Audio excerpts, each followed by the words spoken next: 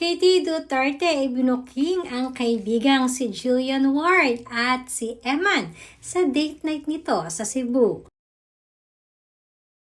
Matagal-tagal na ring magkasama at magkaibigan ang anak ng ating dating presidenteng Rodrigo Duterte na si Katie Duterte at Jillian Ward. Lalo pa nga tumibay ang kanilang friendship simula nang magkasama sila sa mga ilang shows at beauty endorsements.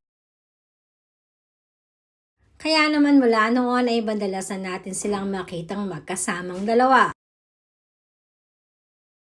Mapapansin ang kanilang friendship lalo na nang mapansin ng mga netizens na magkasama sila sa ilang international trip katulad na lang ng Japan.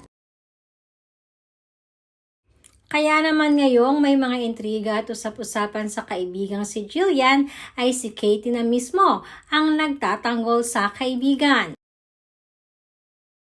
Lalo na nang pumutok ang issue patungkol kay Chavit Singson. Isa si Katie sa nagtanggol at nagpatunay na talagang wala itong katotohanan.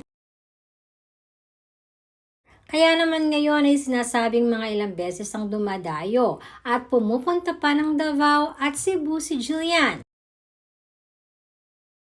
Panukso pa ni Katie na masayang-masaya di umano ang kaibigang si Jillian, lalo na pag-uusapan ang papuntang Cebu.